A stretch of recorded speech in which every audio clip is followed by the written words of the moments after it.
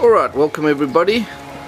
I'm going to take the next few minutes and I'm going to show you how my dad Ray and I built this pizza oven. So I'll try and show you step by step how we did it. Enjoy. Alright, so just a little bit of history about this pizza oven. My dad bought this pizza oven back in the early 80s when I was just 13 years, and we had a lot of great parties at our house with that, and it was so much fun.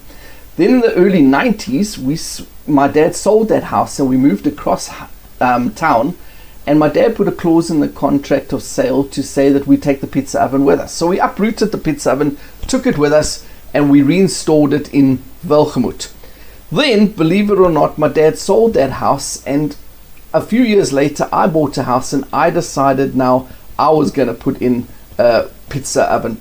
And we looked around and they were very expensive and we weren't sure of the size. So eventually my dad said, well, why don't we just go and knock on the door of the other house where we'd sold and see if they've still got the pizza oven and just take measurements.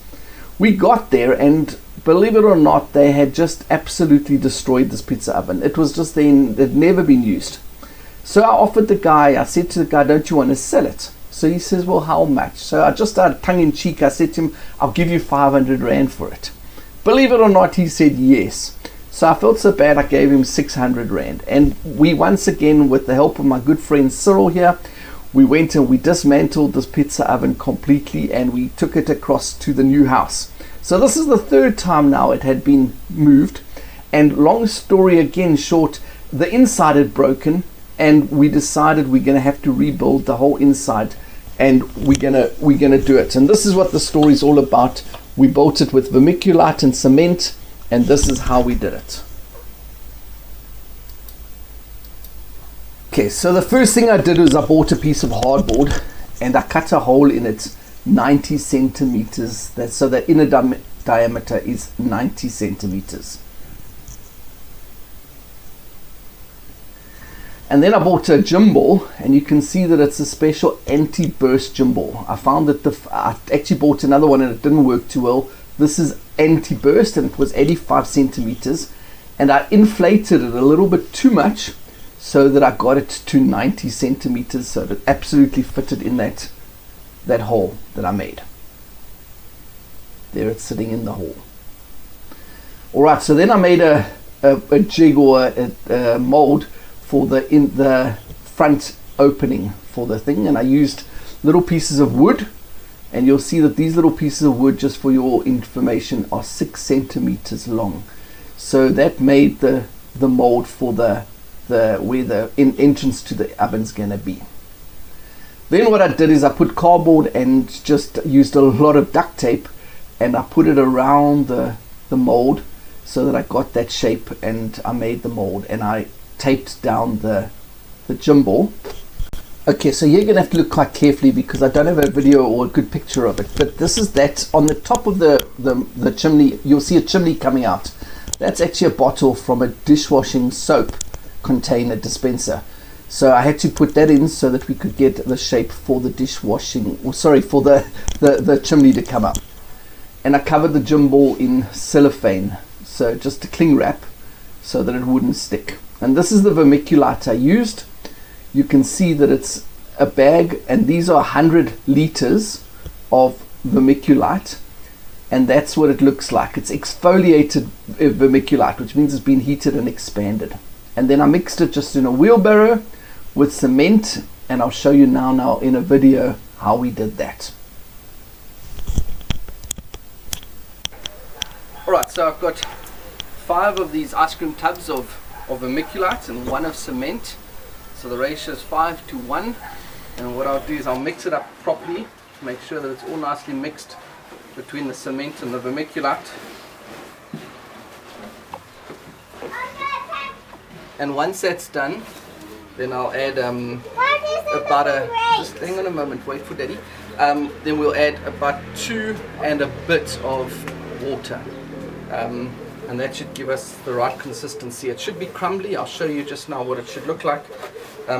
It should be crumbly and like a dry mud that sticks together nicely. Okay. Go. Alright, so I've added one already. I'm adding another one, and as I'm adding it, I'm just mixing like anything. So there's almost 2 in here now.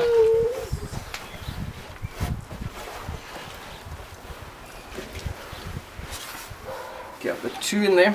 So now I'm going to mix. Make sure I get all the corners, make sure it's all nicely mixed. I find it's easier just to use a hand. Tried a spade doesn't seem to work. Just a hand with a glove seems to do the job. What you're looking for is you're looking so that a ball will form in your hand almost, so like a mud ball.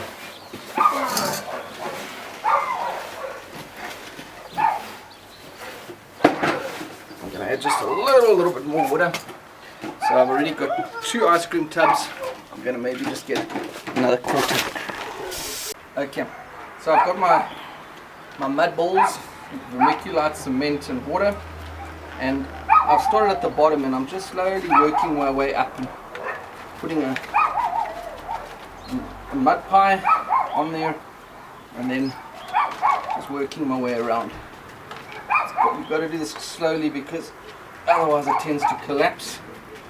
This is and I haven't gone very thick. I'll go thicker later. So there we go. Just keep going around.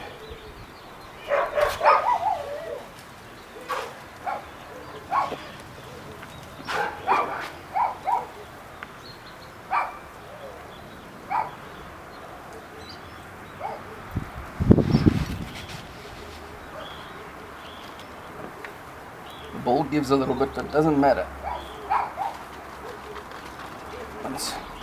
Once it's on, we'll let it dry, and then try not to move it while it's drying.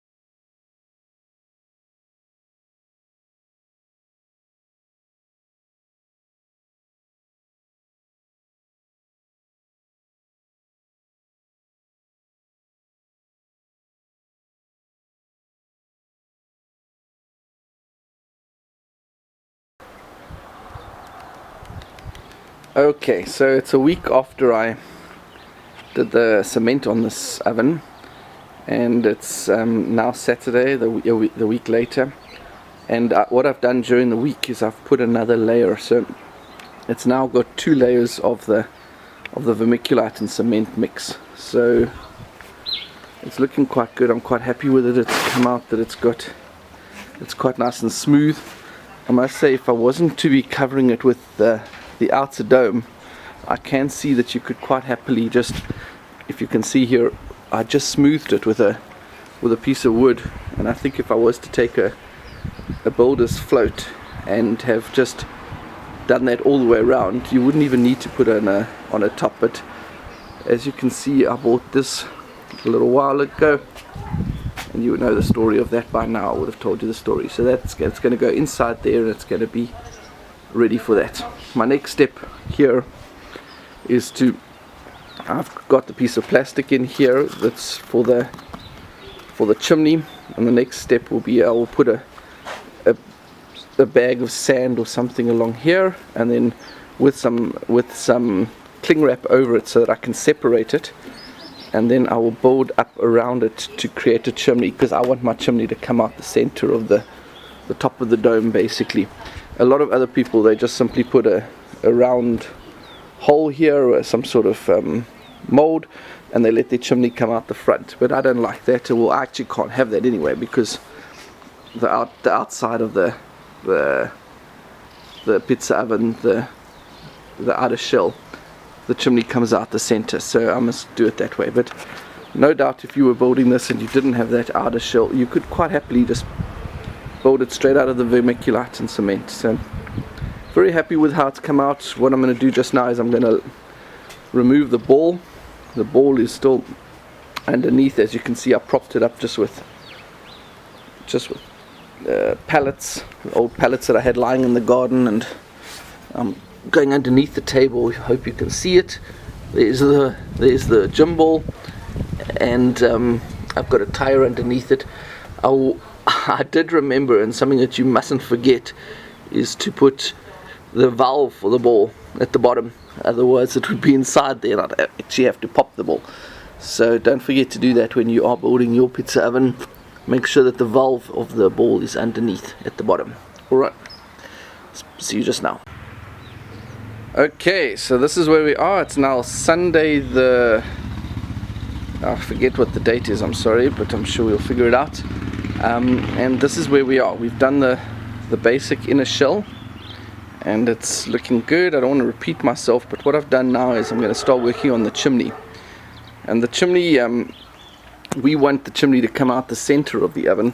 A lot of times people will just do the chimney in the front over there, but we want the chimney out the center at the top of the oven, because obviously don't forget that we've got the outer shell that it's got to match up with. So what I've done is, as you've seen before, I've got that pre-cast. I've cast in a little slit over there, and these here are just bags of they're actually bank bags that we had filled with rice, because we used it for our photography. We use it as a bean bag for our photography, and I've just covered it in a plastic bag, and I have some of these old pipes lying around the house, which I will use just as part of the mold.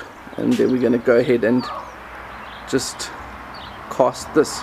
What I'll still do is I'll put some cling wrap, cellophane or cling wrap along the bottom to stop it sticking, because I don't want it to stick at this point.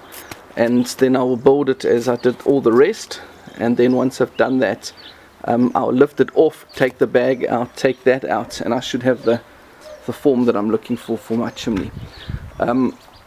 My hope is that it'll stay nice and warm there, because it's quite close against the oven, and then it will help with the draw. So that's the theory. I hope it works. So I'll catch you later. Okay, so there we are. We're about to cast the chimney. What I've done is I've lined it with plastic. I just used old rubbish bag plastic to go around there. Inside this is some bags. Actually, they're just bank bags that I use with rice, filled with rice, and we use it for our photography. We use it as a sandbag. So that's just given us the form, and I've got an old piece of pipe there which we just cut a little shorter, and it's there. Obviously this would be a lot easier if we wanted the chimney to come out the front there, but we don't. We need the chimney to come out the middle, and I just think it looks nicer too. So there we have it, and we're going to start casting now.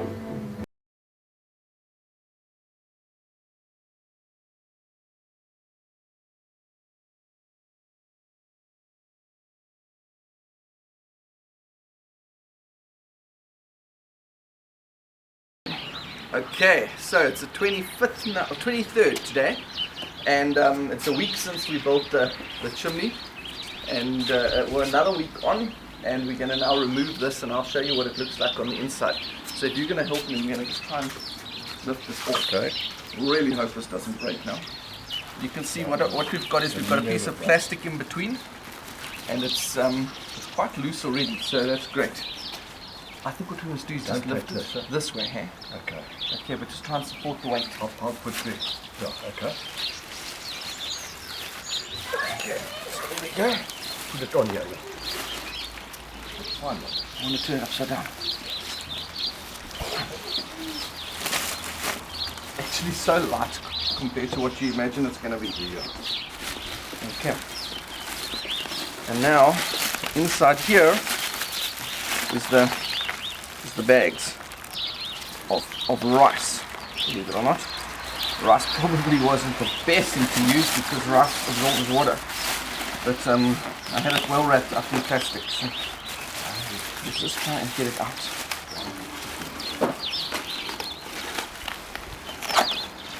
And it's got plastic and duct tape, so just rip these out. To get that bag out. Yeah, that already had it.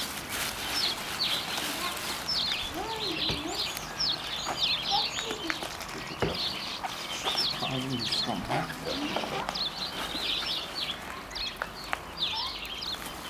Right around the edges.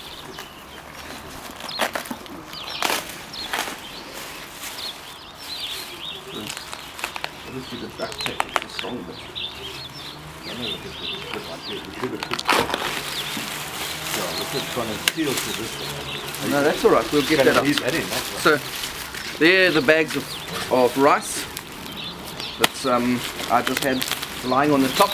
Actually, they're my camera bean bags that we've used. So, okay, so we eventually got the pipe and the bag out. A lesson to be learned was that I should have wrapped this pipe in a little bit of cling wrap or cellophanes, just so that obviously would have slipped out a little easier. But lesson learned, but I'm very happy with the mold. And what did you use to get it out then? I knocked it with a hammer, so that worked well. So I'm very happy with the mold. You can see the flue going up to the chimney, and if you can come and have a look here, you'll see this was precast. What I did is I just took a little good wooden rasp, and I just rasped that so that I got rid of that sharp corner, so that's where the smoke's going to go. And then when I put this on top, and it's quite incredible how this stuff is strong, man. It's like, there it is. So the smoke will come out here, and now what I will do is I'll take some more Vermiculite cement and I'll just seal all the way around so that smoke stays in the chimney. But very happy with that. Alright, now you'll see that we are putting down a layer of sand that we're going to put the fire bricks on top, and we're just getting the shape right and making sure it's positioned correctly, and then we start putting down the bricks. Dad's helping me nicely there, making sure that they're straight. We started at the front and we're going to move towards the back. I'm looking a little suspicious. Alright, there you're going to see the shape. Luckily we had most of these bricks, but we cut them to shape, and now we put the pizza oven on top, and we put a layer of cement around the bottom so that the oven itself, the inner shell, is going to sit on top of that vermiculite and cement, and it's going to seal it to the fire bricks. We remove those bricks and let the oven actually drop down, and then it's always helpful to have a nice skinny wife who you can put in the oven, who has to then go and smooth it, and Dad makes sure that she doesn't fall right through. So thanks, skinny wife, for going in the oven. I wouldn't have fitted. And there we have it. That was that done. You can see it looks very nice on the inside and nice and smooth. Well done, wife.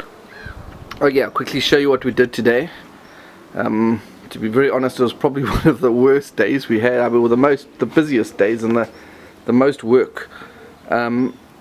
We put all the inside of the oven, all the bricks down, and it took quite a long time just to try and get them all right and correct. And then we put the top of the oven on, and then I'll show you some photographs of my wife, but I made her climb inside. So it's always good to have a skinny wife to help you do this. I don't know what we would have done, because I wouldn't have been able to get in there. But I made her climb in there and seal it, and we put a little layer of vermiculite between the bricks and we put this on top, and then we just pushed it all in and secured it. And you can see we've gone all the way around the outer shell, all the way around, and just try to go down all the way down to the base. We also put the chimney on, and if I can climb up here, I will show you the inside of the chimney. I went ahead and I just secured that, and I put it on nicely. Now I'm very convinced that if we didn't have that outer shell, which is still there and was still, I'll put it on, but if I didn't have the outer shell, I could quite happily just put another layer of vermiculite on, and then just smooth it with some cement and a bit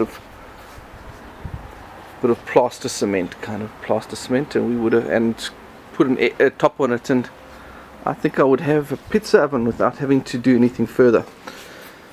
But of course we've got that outer shell, and that outer shell's got such a nice story to it that I'm going to use it and I'm going to enjoy it. So there we are.